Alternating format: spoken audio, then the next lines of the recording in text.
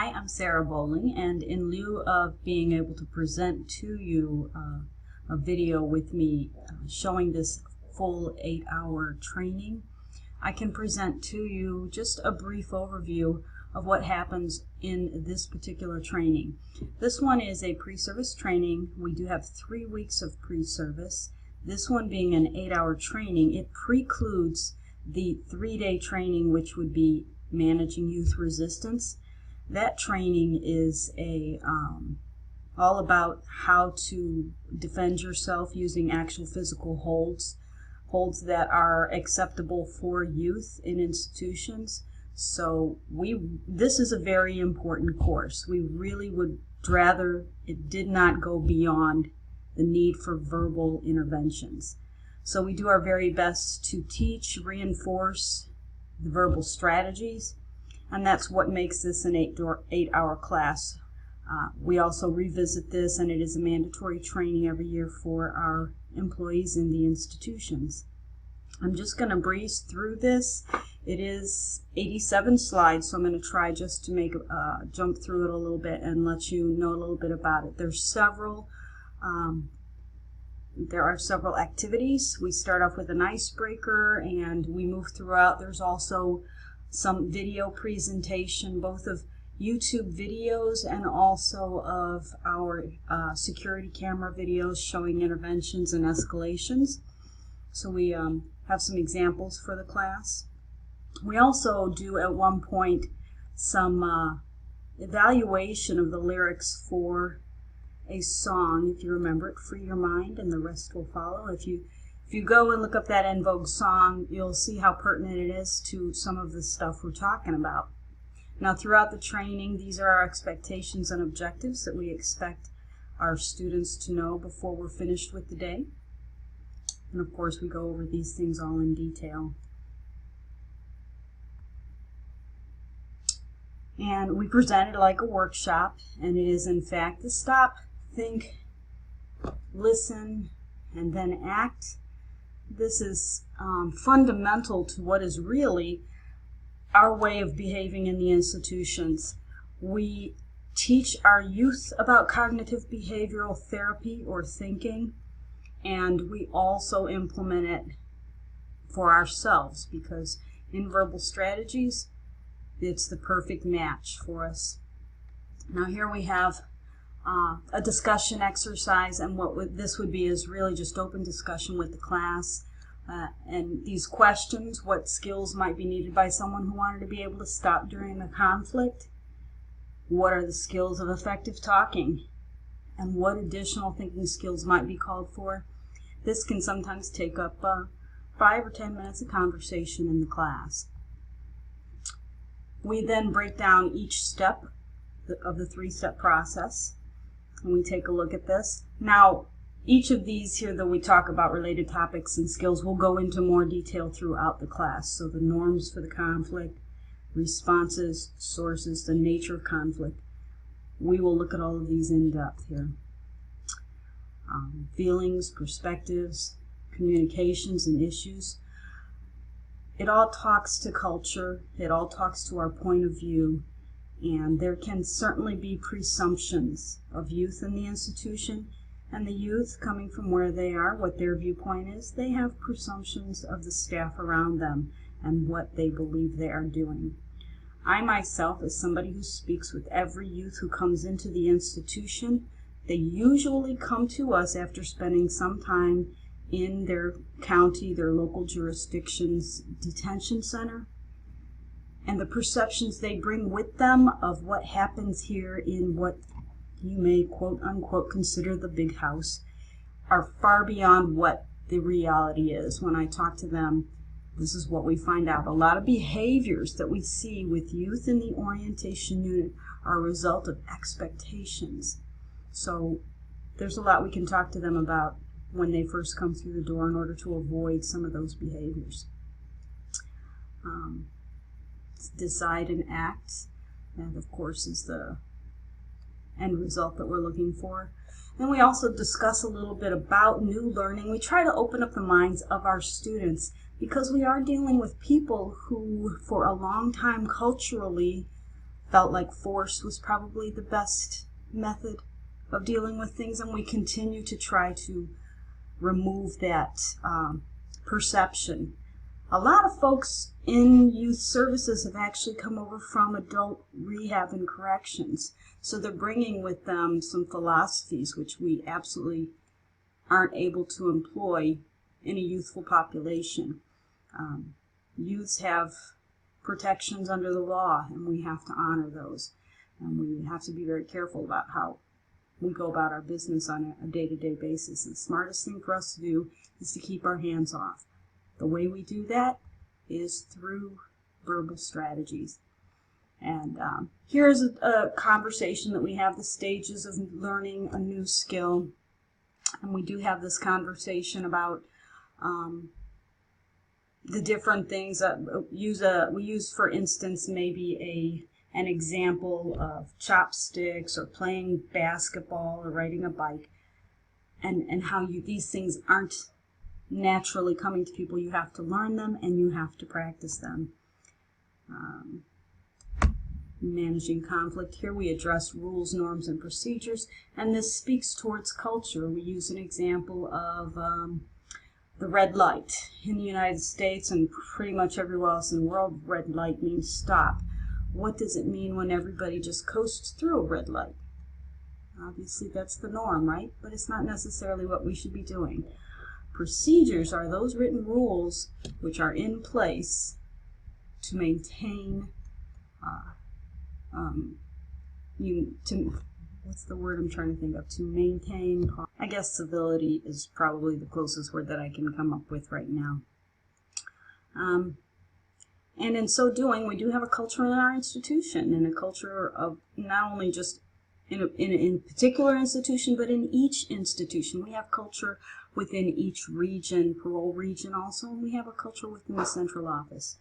Lay that down against the cultures of the youth that we are dealing with, and it's a whole nother conversation here. We can deal with this topic, probably these few slides that we go through, it can probably take us through to a lunch hour even, break time for sure.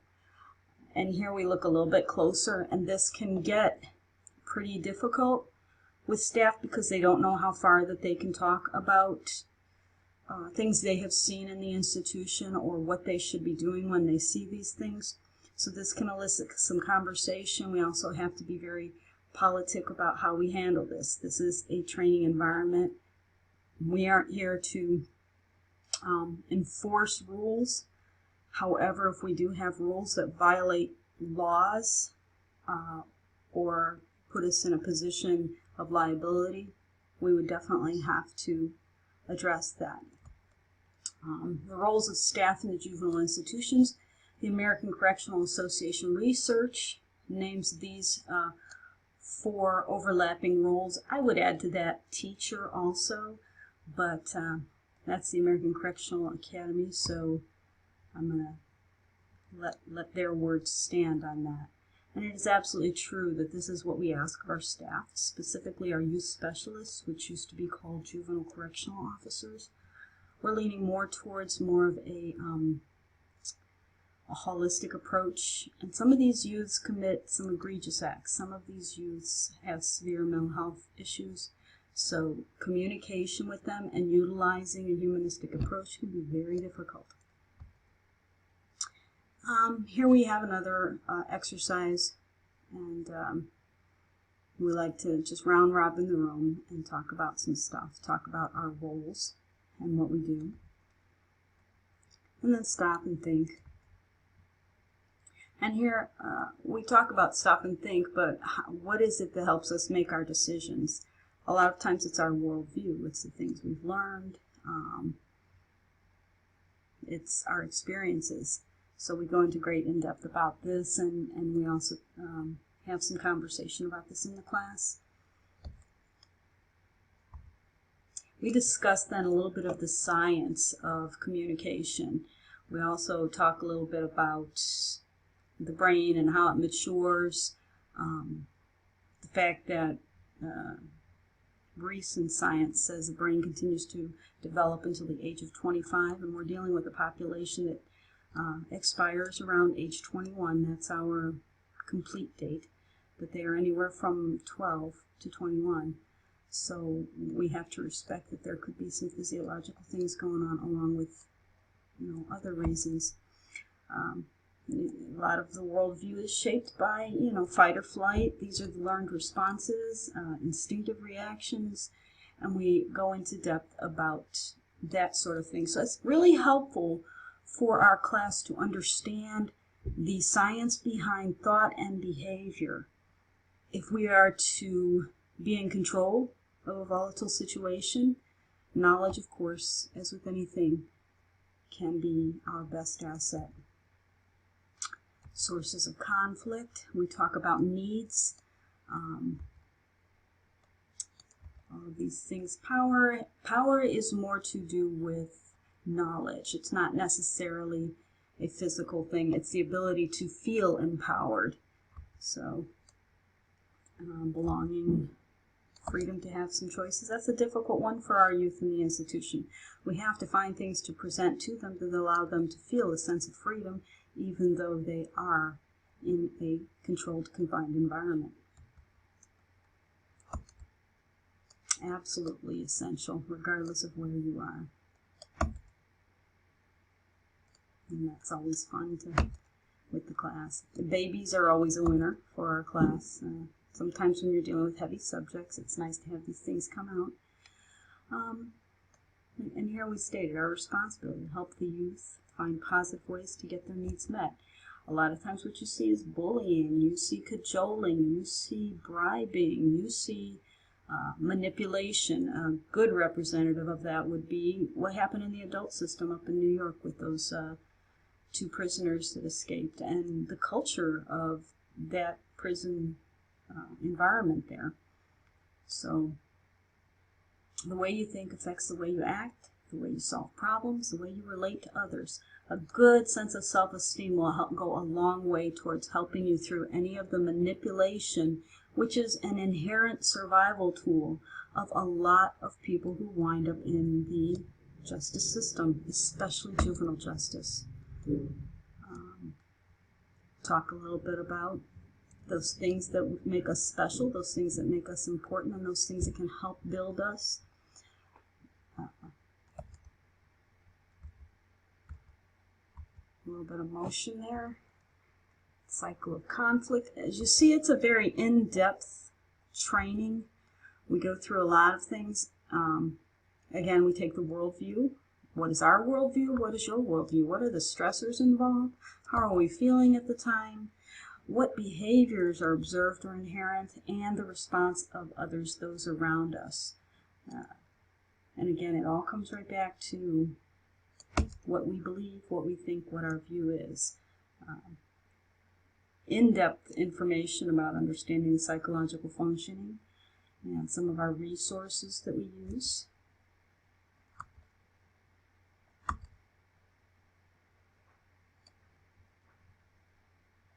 And here we try to really be proactive with our students. We try to give them the tools that they need to be the ones who can make a change. If we see that a change is needed in the institution, the best ones to do it are those ones that are right there, that are in the moment, that can catch that situation and deal with it directly. And absolutely the only person you can change is yourself. If we can see that, this is a little activity that we do. These are little pieces of paper that are cut up, and we give the class an opportunity to try to figure out how these pieces of paper go together. And it's a bit of a puzzle there, but it comes out in the end. And you can see there we got the opposing donkeys. They're each trying to get their own haystack. I'm about to run out of time here. Eventually they figure out how to get together. The diagram of escalation. This is the situation. I just breeze through some of these things. Again, as I said, this is an 8-hour training. Briefly, 15 minutes of time that we're using here. And I'm sorry that I was not able to let you see some of our work in action here. I managed to make it all the way to the 15 minutes and have only just gotten a third of the way through our training. But Should you want to see this in its entirety, feel free to join us at the Training Academy.